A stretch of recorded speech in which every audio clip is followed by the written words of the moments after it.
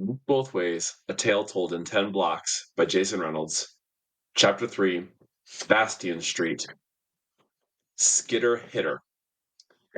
Maybe if Pia Foster had known yesterday, when the bell rang and she ran to her locker, grabbed her skateboard, and started kicking down the hall of Latimer Middle School, the wheels rolling and scratching over the floor, sounding like the chugga chugga of a small train, that the journey home would be different.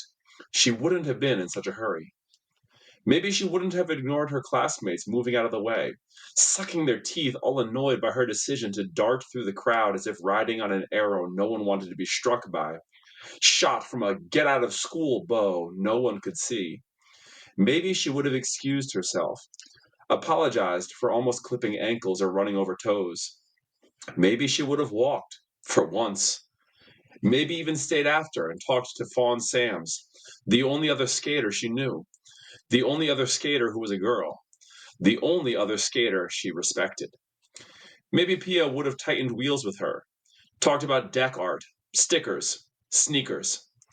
Maybe practiced tricks in the parking lot after all the buses were gone. Heel flips, kick flips. Maybe watched videos on their phones. Videos of Santi hitting ollies in a dress and pumps. Maybe Pia would have even told Fawn about her, about Santi, about what happened to her. Fawn would have listened. Might not have said nothing because Fawn don't talk much either. But she would have listened for sure. Heard her. Maybe Pia would have done all this. Or maybe not. Maybe if she wasn't so soft spoken. But she was. And the skateboard, like so many skaters, was her voice at its loudest, saying, "Get out of the way or pay." She named her board Skitter and called it She.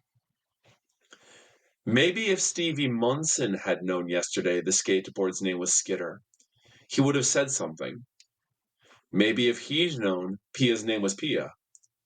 If he'd known she had a big sister named Santi. Maybe if he'd just known those things, he would have done something. Something different. Something at all. The bell rang at Brookshire Boys Academy, and an ocean of testosterones crashed into the hallway, green ties swinging like polyester tails coming from their throats, matching pants and blazers, white dress shirts with soggy collars from all the neck sweat, and faded red splotches on their chests from the ketchup that missed their mouths. But Stevie's shirt was stained from lots of things: food, sweat, magic marker, Marcus. Marcus Bradford was a box faced baseball player who wrote stuff on the back of Stevie's shirt almost every day. Stevie was a sweater, so he always took his blazer off in class to avoid becoming a washcloth, something to wring out. But the Oxford button downs he wore underneath the blazer were all 2 sizes too big, because his mom couldn't afford to buy new ones every year. School was already expensive enough, so the uniform he'd have to grow into. "Everything will fit eventually," his mother would say, but the fabric was always so blousy and poofed away from Stevie's body in a way that made it impossible to feel Marcus's pens and markers gliding across the cotton. So Marcus used Stevie's shirts like locker room walls for jagged graffiti and curse words.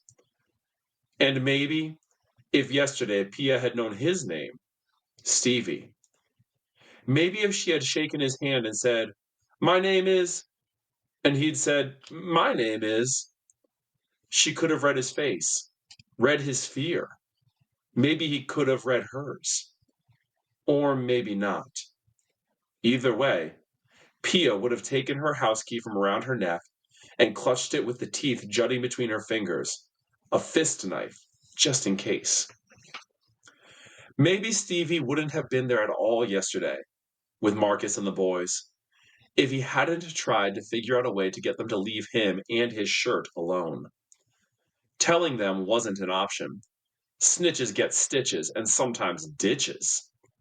That's what Marcus said the other day when Stevie found out Marcus had drawn a green penis on the back of his shirt. Greenus written underneath. Maybe Stevie wouldn't have even been there with them if his mother hadn't asked him what he was doing with all the bleach. Why was he using so much of it? Not that I'm not glad you're washing your own clothes, but detergent and bleach ain't free, she'd say. And what Stevie couldn't say was, I'm sorry, but there's a boy in my school drawing on my clothes. Because then his mother would say, I don't send you to private school for boys to draw private parts on your private uniform that you still have to grow into. And do I need to call the principal? And Stevie didn't want to hear none of that. Stitches, remember? Maybe even ditches. Besides, Mr. Brock, the principal, already knew. He'd seen the pictures and words, and all he ever said was, boys will be boys. But whether Stevie told his mother about Marcus or not, yesterday Pia still would have taken that way home. She still would have kicked down the hall, dashing through the crowd on her skateboard, ignoring all the teeth smacking and slick talk, and Ms. Walkley yelling, no skating allowed! Feeling that freedom she was used to, the kind of freedom that comes from feet not touching the ground, coasting through the school door, weaving and winding across the pavement, riding the asphalt wave, avoiding the bus waiters and the pickup parents. The orange sashes of safety patrols and the sound of a whistle blown by the crossing guard, a whistle Pia never listened to because skating meant freedom. Rules were for the classroom, where teachers would say things like, participation is part of your grade. But Pia wasn't a participator, not in school. She spent most days daydreaming about frontside 180s while scribbling her sister's name on the desk. The S, a geometric trick that looked more like a pointy 8, the way Santi always wrote it, and thinking about how much it sucked to roll an ankle. And yet, rolling an ankle was way better than Ms. Broom calling Pia's name to ask her to explain what some old guy she'd never heard of meant in a story she'd never read but was supposed to read just because Ms. Broom said she was supposed to read it. Pia was always ready to go, to cut into the wind and float down Portal Avenue toward Bastion Street. Pit stop at the skate park, skate down Santi sidewalk, roll toward home. Stevie was never ready to go, because to go meant to get got by Marcus and the boys. There was one time they grabbed Stevie by the tie and yanked it so hard that his neck was sore for a week. They called it snatch the tail off the donkey. The triangle knot had been pulled so tight that undoing it was like trying to unravel a sock. So he cut it off, buried it in the bottom of his backpack, a dead fabric snake. Told his mother he lost it, and she lost her mind. I don't send you to a private school for you to lose ties. I send you there for you to be able to make them one day, she yelled. But she knew her son, knew he was the kind of kid who could lose the brown off his skin if he closed his eyes for too long. Another time, when Stevie wasn't paying attention, Marcus and the boys ran up on him and threw a cup of water all over the front of his pants. Then they cupped their hands around their mouths and announced to as much of the world as possible that Stevie had pissed himself. And even though Stevie said he hadn't, pleaded it like his life depended on it, they talked over him, howling and shrieking, Yo, you pissed your pants! Everybody, this fool pissed himself! Stevie was so embarrassed that he almost matched their joke with the real thing. And then there was the time Marcus decided he needed to practice his wrestling moves, the ones he watched on TV. And who better to practice on than Stevie? Kid never saw it coming. A body slam, an elbow drop, a pile driver, a pin on the sidewalk. 1, 2, 3. While the other boys threw their hands up and cheered like audience members and taped the whole thing on their phones. Viral. So Stevie was never ready to go until yesterday when Marcus and the boys finally offered him freedom. Pia saw them yesterday. She was used to seeing them, and they were used to seeing her, but they never said nothing. Normally, they stepped to the side and let Pia skate by. It was usually only 3 boys standing along the fence at the skate park, but this time 4, dressed in green. And if Pia hadn't known Marcus, she would have thought private school guys were automatically good. She would have thought their ties made them mature. She would have thought they lived perfect lives in perfect neighborhoods, in perfect houses with clean windows and green grass. Grass even greener than their jackets. Houses that smelled like coffee in the morning and popcorn at night. But she knew Marcus. Marcus's mother owned the salon Pia went to whenever her mom made her get her hair done, which was mainly for holidays when they would have to go to her grandmother's for dinner. And her mother had learned a long time ago that the only way to get Pia to go to the salon without kicking was to let her take Skidder the skateboard with her. Let her kick that around the parking lot until it was her turn in the chair, so that Pia wouldn't have to sit for hours flipping through old magazines filled with fancy advertisements of stick figure models with bodies pretzeled up, printed on paper that smelled like the perfume Santi wore. When she was smaller, Pia would sniff the pages, and once, when the salon was really backed up, she sniffed and sniffed until the strange mixture of glue, ink, and flowers made her nauseous. She puked all over the salon floor. That was when her mother had finally given in and allowed her to bring the board with her. At first, whenever Pia had to skate back and forth across the parking lot outside the salon, Marcus, who was always pouting while sweeping up the hair inside the salon, would come out with her.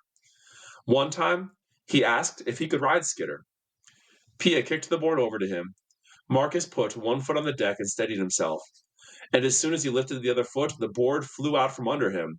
He caught air before slamming to the ground, only to find that his pants had split up the middle and his superhero briefs were on blast.